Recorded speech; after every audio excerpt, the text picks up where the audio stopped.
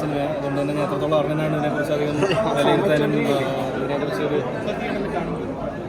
ഈ ഒരു കാലത്ത് ജീവിച്ചിരിക്കുന്നതിൽ തന്നെ ദൈവത്തിനോട് നന്ദി പറയുന്നു. കാരണം ഇങ്ങനത്തെ ടെക്നോളജിക്കൽ അഡ്വാൻസ്മെൻറ്റിൻ്റെ ഒരു കാലഘട്ടത്തിൽ നമുക്ക് ഇത്രയും ബോൾഡായിട്ട് ഞാൻ ജനിക്കുന്നതിന് മുമ്പ് റിലീസായ ഒരു സിനിമ തിയേറ്ററിൽ വന്നിരുന്ന് കാണാനായിട്ട് സാധിക്കുന്നു എന്ന് പറയുന്ന ഒരു അവസ്ഥ തന്നെ ഒരു ഭയങ്കര സറിയല്ല, ഭയങ്കര അൺറിയൽ.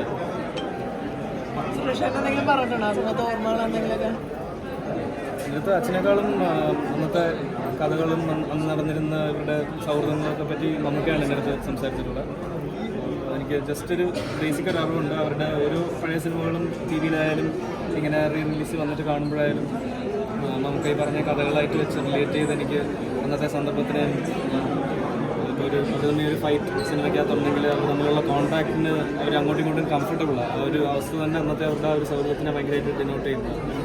ശേഷം നമ്മൾ ബിഗ് സ്റ്റാർസ് ഒരുമിച്ച് അഭിനയിക്കുമ്പം അവർ തമ്മിൽ അങ്ങനെ ഒരു ബോഡി ടു ബോഡി കോൺടാക്റ്റും ഒക്കെ തന്നെ വളരെ കൺട്രോൾഡ് ആയിട്ടും ഫാൻസിൻ്റെ ഒരു ഇഷ്ടത്തിനൊക്കെ അനുസരിച്ചായിരിക്കും അതിനെ കൊറിയോഗ്രാഫ് ചെയ്യുന്നതൊക്കെ. പക്ഷെ അന്നത്തെ ഇങ്ങനത്തെ ഒരു മാനദണ്ഡങ്ങളൊന്നും ഇല്ലാത്തൊരു പരിപാടി അതിനകത്ത് ഈ സിനിമയിൽ എല്ലാ പഴയ സിനിമകളിലും അത് കാണാനായിട്ട് സാധിക്കാം. നമ്മളിപ്പോൾ കാണുമ്പോൾ നമുക്ക് ആ ഒരു ഇതിലൂടെ നമ്മൾ എത്ര നാളെ പഴയതാണെന്നുള്ളൊരു ഫീൽ തോന്നാതെ നമുക്ക് കളറി പോയിരുന്ന സാധനങ്ങളെല്ലാം നമുക്ക് ഫീൽ ചെയ്യുന്നുണ്ട്. അപ്പോൾ അച്ഛൻ ഇത് കാണാനുള്ള സാധ്യതയുണ്ടോ സിനിമ തിയേറ്ററിലേക്കോ? അറിയില്ല. ഞാൻ വേറെ പരിപാടിയായിട്ട് തനിയായിട്ട് നടക്കുക, അച്ഛൻ്റെ പരിപാടിയായിട്ട് പോകുന്നുണ്ട്. അധികം അതിനെപ്പറ്റി ഞാനും അച്ഛൻ വരുമെന്നാണ് വിചാരിച്ചത്. പക്ഷേ അച്ഛൻ വരാൻ സാധിച്ചില്ല, ഡൽഹിയിലായിരുന്നു. അച്ഛനും കാണാൻ ആഗ്രഹം ഉണ്ടാവും ഡെഫിനറ്റ്ലി. നമുക്ക് ഫീൽ തോന്നില്ല, അവർക്കും ഒരു പുതിയ അനുഭവം തന്നെ ആയിരിക്കുമല്ലോ. അന്നത്തെ സാങ്കേതിക വിദ്യ ഇത്രയും മാറിയിരിക്കുന്ന സമയമായതുകൊണ്ട് ഇപ്പോൾ ഈ സിനിമ ഒന്ന് കണ്ട് എക്സ്പീരിയൻസ് ചെയ്യണം. അച്ഛനും ആഗ്രഹം കാണും, എനിക്ക് ആഗ്രഹമുണ്ട് അച്ഛൻ ഒന്ന് കണ്ട് എക്സ്പീരിയൻസ് ചെയ്യണം.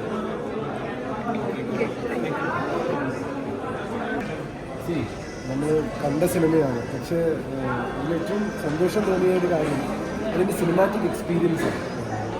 നമ്മളൊരിക്കലും ഇതൊരു ഫുൾ ഹൗസിൽ ഒരു തിയേറ്റർ എക്സ്പീരിയൻസ് ഉണ്ടായിട്ടില്ല. അപ്പോൾ അതുണ്ടായപ്പോൾ ഇതിൻ്റെ മേക്കേഴ്സ് എത്രത്തോളം അതിൻ്റെ ഒരു സിനിമാറ്റിക് എക്സ്പീരിയൻസിൻ്റെ എഫേർട്ട് ഇട്ടുണ്ടെന്ന് ശരിക്കും മനസ്സിലാവുന്നത്. അല്ലെങ്കിൽ ഈ സിനിമയ്ക്ക് വേറെ തന്നെ ഒരു ഇമ്പാക്റ്റാണ് അതൊരു ഇത്രയും വലിയൊരു തിയേറ്ററിൽ ഇത്രയും ആളുകളുടെ ഇടയിൽ നിന്ന് കാണുന്നത്.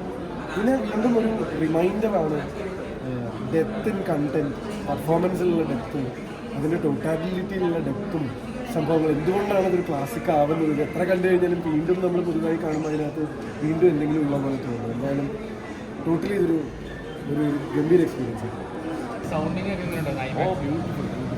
അത് ഇന്നും ആ പഴയ ഇതിലൊക്കെ മാറി വളരെ ഒരു എക്സ്ട്രീംലി ആ ഒരു ന്യൂ ട്രെൻഡിലൂടെ സംഗതി ചെയ്തെടുത്തിട്ടുണ്ട്. വളരെ നന്നായിട്ട് ഒരു തിയേറ്റർ എക്സ്പീരിയൻസ് ആയിരുന്നു. പലതവണ യൂട്യൂബിലെ കണ്ടുള്ള സിനിമ ഇപ്പോഴത്തെ എല്ലാ പിള്ളേരും കണ്ടിട്ടുണ്ടാവും. പക്ഷേ ഇത് തിയേറ്റർ എക്സ്പീരിയൻസ് ഇപ്പോഴത്തെ ജനറേഷനിലെ പിള്ളേർക്ക് കിട്ടിയിട്ടുണ്ടാവില്ല.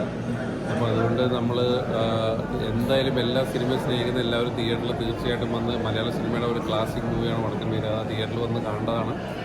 അപ്പോൾ പുതിയ ജനറേഷനും ന്യൂജനും പിള്ളേരൊക്കെ ആരാണ് മമ്മൂക്ക എന്താണെന്നൊക്കെ വന്ന് കാണട്ടെ. നമ്മൾ കണ്ടൊരു സിനിമ വീണ്ടും കാണുമ്പോൾ ഓൾ ടെക്നിക്കൽ പെർഫെക്ഷൻ, ഭയങ്കര എക്സൈറ്റ്മെൻറ്റ് തോന്നും. വീണ്ടും കുറേ അധികം സിനിമകൾ ഇതുവരെ വരണമെന്ന് നമ്മൾ ആഗ്രഹിക്കുന്നു. 19 വർഷമായിട്ട് മലയാള ഫിലിമിൽ പ്രൊഡ്യൂസ് ചെയ്ത് ഷൂട്ട് ചെയ്ത് എക്സിബിറ്റ് ചെയ്തൊക്കെ മുന്നേറ്റ മനുഷ്യരാണ്. ഞാൻ പറയുകയാണെങ്കിൽ ദേവദൂതൻ എന്ന് പറഞ്ഞ പടം റിലീസ് ചെയ്തു. ഇത് ഭയങ്കര ഒരു ഹൈപ്പുണ്ടായി. എൻ്റെ ജീവിതത്തിലെ ഏറ്റവും വലിയൊരു സംഭവമായിരുന്നു. പക്ഷേ അതിൻ്റെ മുകളിലാണ് ചെയ്യുന്നത്. ബിക്കോസ് അത് ഒരു സിനിമയല്ല എന്നല്ല പറയുന്നത്. ഈ സിനിമ അന്നത്തെ കാലത്ത് ശരിക്കും പറഞ്ഞാൽ ഞാൻ ഇന്ന് എൻജോയ് ചെയ്ത മാതിരി അന്നത്തെ ആൾക്കാർ ഇത് തീർച്ചയായിട്ടും മലയാളത്തെ സ്നേഹിക്കുന്ന ആൾക്കാർ ഇത് കാണണം. ഇന്നത്തെ ജനറേഷനിലുള്ള ആൾക്കാർ കാണണം. ഇതിൻ്റെ സക്സസ്സിനെയല്ല ഞാൻ പറയുന്നത്, കുറേ പൈസ കിട്ടുമെന്നല്ല. മലയാള സിനിമയ്ക്ക് എന്ത് സംഭവിച്ചു ഇപ്പോൾ എന്നെ മനസ്സിലാക്കുന്നത്. കുഞ്ഞുനായകൻ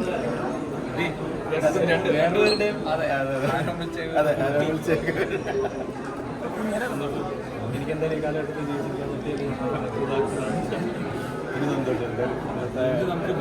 കിട്ടി എന്നുള്ളത് ഭയങ്കര അച്ഛൻ്റെ ചെറുപ്പം ചെയ്യാൻ പറ്റി എന്നുള്ളത് എൻ്റെ ഒരു ഭാഗ്യം.